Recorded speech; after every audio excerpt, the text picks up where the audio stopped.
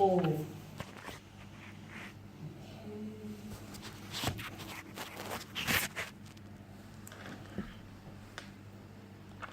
Yeah, no, I'm fine.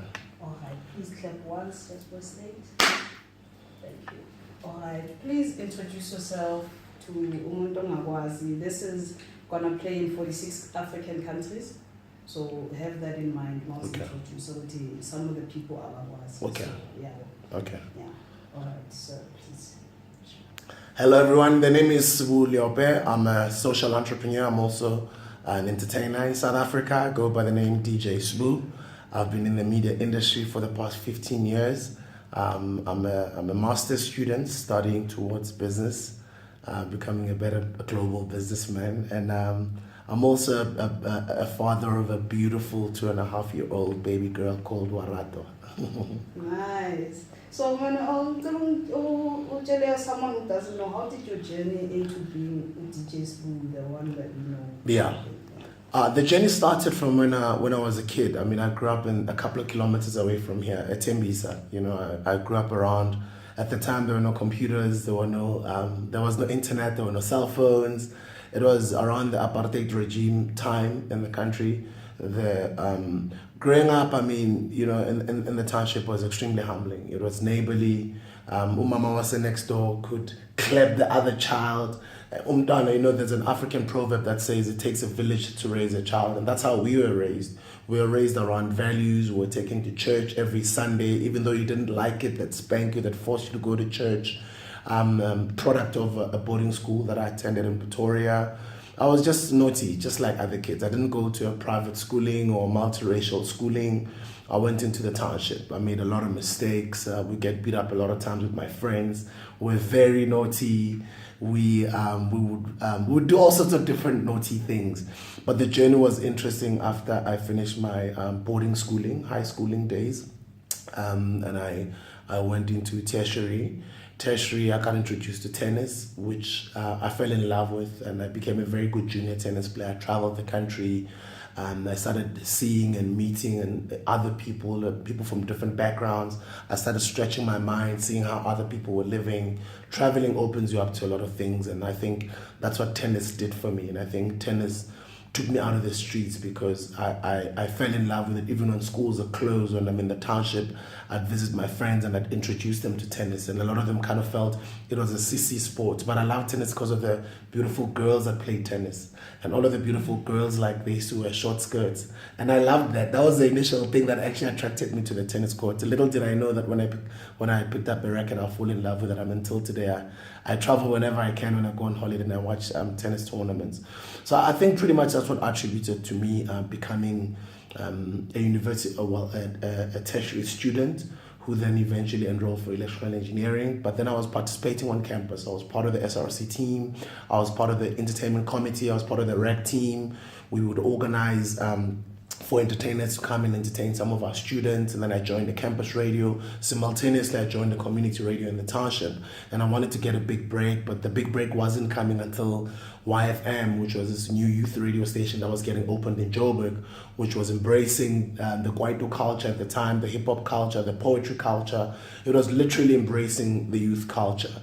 And I wanted to be a part of that radio station because I knew that it would change my life. It would introduce me to a lot of opportunities and so forth. So I entered for a talent search show. There were 2 talent search shows that was simultaneously taking place at YFM. There was a mixing competition on DJ Fresh's show, which was called the Camille Experience Vinyl Meltdown. So we used to mix on turntables at the time. There was no Serato.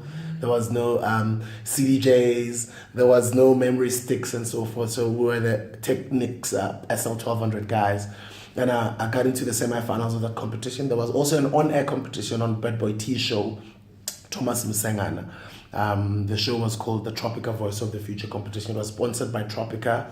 The concept came from an advertising agency called Mortimer and Harvey, and obviously in partnership with YFM. So after I had been taking countless demo tapes at YFM, over 70 demo tapes, I eventually got a breakthrough, becoming runner-up on the on-air competition and becoming a semi-finalist on the other side. So eventually they kind of felt I deserved the opportunity, and they gave me a graveyard slot, and I think that's what opened up a lot of things for me. Nice, man. So, in terms of a business, when did you think, no, actually, besides being a radio personality, business could also be something that I'd like to be involved in? I think, I mean, from when I started out in the entertainment industry, my parents were very negative towards me getting entertainment before I acquire some sort of a qualification. And they'd always use my uncle, my late uncle, who was a famous musician who had just died. And he had made headlines for having died poor. And he was a very successful artist even globally. His name was Bob Simon Kabinde. He had a band and his stage name was Mahlatini. And his band was called Mahlatini in the Hotel of Queens. And at home they used him as an example. They said, no, Malumako, you know, he did all this wonderful work and people loved him all over the world. And when he passed on, we were very disappointed and we don't want you to go through the same route. And I kind of promised my parents that I'll finish my studies first. And they were very adamant that I had to finish my studies first. And then that's how I got to force myself to finish my electrical engineering qualification, which I didn't do in record time. I mean, I dropped out at some point to try and go get a job. And the job that I found was actually a blessing in disguise, seeing what it has done for me today. I got a job, but they were not paying me a basic salary. So they give me stock to go sell. The company was called WWI, which stood for Wholesalers Warehousing Industries. And the people that trained me to sell there were a gentleman by the name of Linda Zwani, whom I'm utterly grateful for having trained me to become a very good salesperson. Linda Zwani, Zamo, Patrick Kwampi, those guys trained me to become a strong soldier in the field and sell calculators, products, toys, whether it was raining, whether it was storming, whether it was cold, whether it was hot. We used to get the stock and we used to go sell, but we used to get trained. So they trained us the 5 steps to a sale: the introduction, the presentation, the short story, the close, and the rehash. They taught us the 8 steps. They taught us the law of average. For every person you speak to, or for every no you get, you're getting closer to a yes. So figure 20 people, 19 of them are all going to give you a no. The 20th one will give you a yes. So never mind, even if 20 people, 19 or 15 people tell you to get out of here, they give you all the negatives. Train yourself to be able to take those negatives and believe that eventually you're going to get that yes. And that's basically how I was trained. And I think that sort of helped me even in the entertainment industry, in selling CDs and selling books now, in selling sold out arenas and conference venues for my leadership programs, in selling energy drinks right now. And soon I'll be selling alcohol, I'll be selling water, and I'll be selling all sorts of different things. And that's why I'm always grateful to WWI, Linda Zwane, Patrick Kwampi, and Uzamo for teaching me the 5 steps to a sale and being able to take rejection and negatives, no matter how tough and how sad and how breaking it would be to one's character. But you needed to be strong, and those guys taught me those skills. And that's pretty much, I think, what helped me to be able to thrive and succeed in the entertainment industry. And right now, obviously, as an entrepreneur. Nice. And then what about your personality would you say makes people listen to you? And what would you advise other entrepreneurs to take from character traits Ezako and apply? I think number one, my voice is very distinct. A lot of kids used to make fun of my voice when I was a kid, and my mom was like, "No, don't worry, man. These guys are jealous. Your voice is unique. How?" And I used to have like low self-esteem issues, and but Ma, these kids are making fun of my voice. They're saying I'm speaking like whatever. And my mom always would be overly protective of me, and she drummed it into my head, and it got embedded in my mind that my voice was unique. I was actually going to become great, and I should always think that way.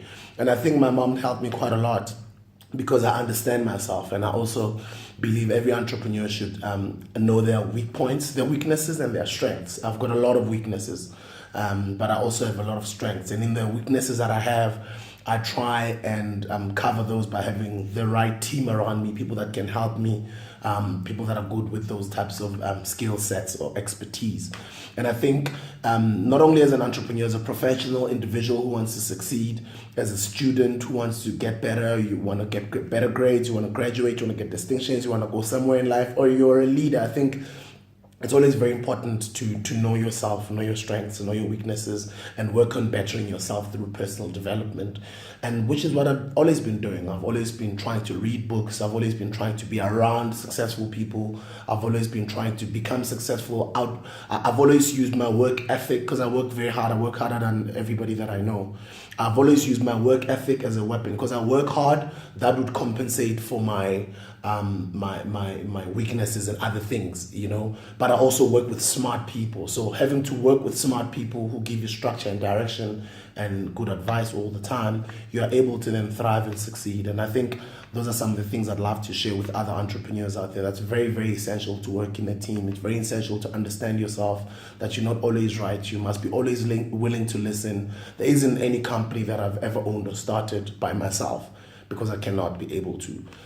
But every company I've started and everything I'm involved in, I've got partnerships in everything that I do, because I can never do anything alone. I think those are some of the things I'd love to share with other younger entrepreneurs out there. Partnerships form strength, you know.